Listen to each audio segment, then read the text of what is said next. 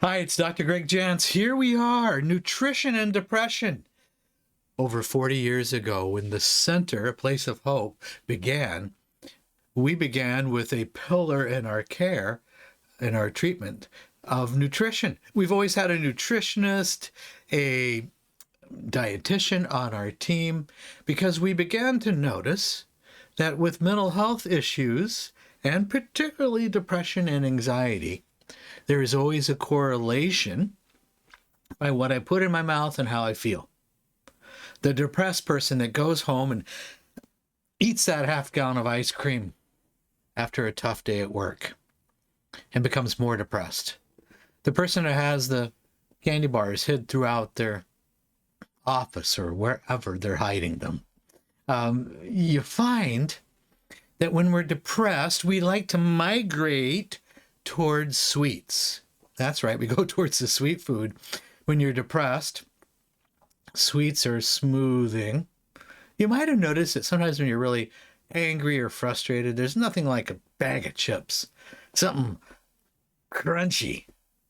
Well, depression, a lot of times we're thinking about those comfort foods that generally represent reward, positive memories. That's ice cream. I just use that as an example.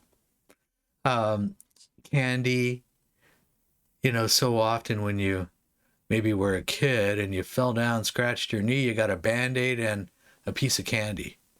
And still today as an adult, we do the same thing. Interesting. Let's look at some factors here about nutrition and depression and how this goes together. This is a big topic. There are nutrients that if we're depleted in, we'll be depressed. There are nutrients that can aid in our recovery. This is why we do nutritional IVs at the Center, a Place of Hope. We have our doctors who do these because the difference it can make, because people are oftentimes depleted in certain nutrients. All right, number one, the gut-brain connection. Okay, first of all, our gut, which is sometimes referred to as the second brain, produces and manufactures certain brain neurotransmitters. One I want to mention is serotonin. Serotonin has a lot to do with mood, has a lot to do with sleep. Just think about that. Serotonin. You manufacture it with the healthy bacteria in your gut. It travels. There's a gut-brain relationship that travels up something called the vagus nerve to the brain. So we're manufacturing important neurotransmitters in our gut. They travel to the brain and it gives the brain what it needs. Super important. A healthy gut will support better mental health. Now that's something we need to look at. An unhealthy gut, how does that affect, mental health? Well, I may not be getting the nutrients I need. I may not have what I need in order to, my gut to manufacture that serotonin that helps me with mood and sleep. There are a few nutrients, number two, that do support mental health. Now, this is general information that's generally helpful, but always partner with a medical and healthcare professional that can assist in these areas. I'm just sharing very brief information as just a starting point of awareness. Number one, omega-3 fatty acids. Okay, this is the fish oil. This is those fish oil capsules. One of the things that we know that the omega-3 fatty acids fish oil does is it lowers inflammation in the body that could be linked to depression. Inflammation in the body, that's what we don't want. Inflammation in the body can be the beginning of disease, can be the beginning of a process of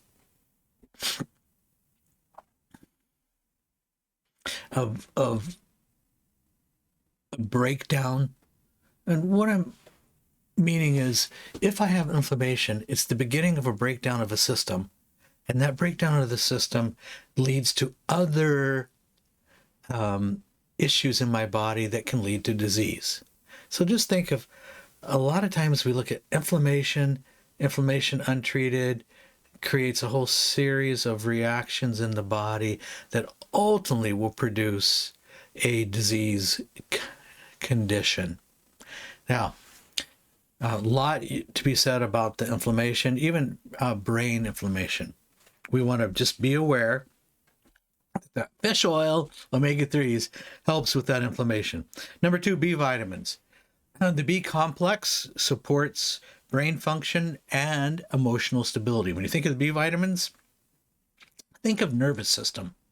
When you think of the nervous system, we've got to nourish it with the full B vitamins complex.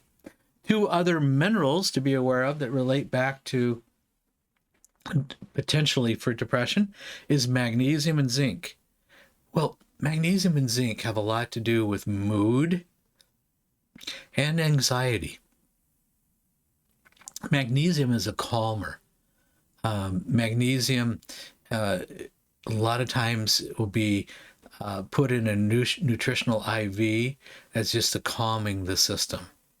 Now, again, these are general nutrients and supplements that have a general positive effect for most people. All right, foods to avoid if you're depressed.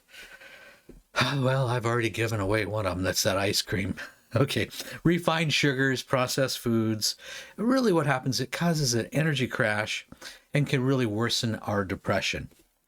Okay, next one is excessive caffeine and alcohol.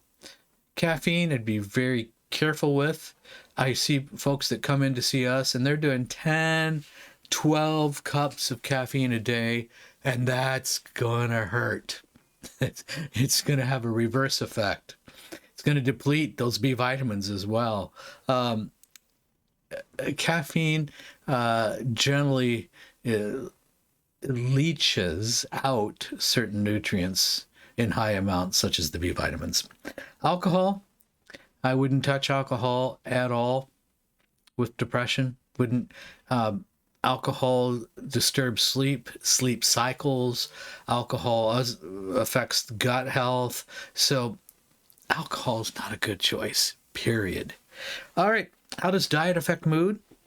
Well, one of the things we need to be aware of, it's helping us balance our blood sugar and energy levels. Blood sugar is, if I get too much blood sugar or too low, you've probably heard the term hypoglycemia, hyperglycemia, and it has a lot to do with mood and energy.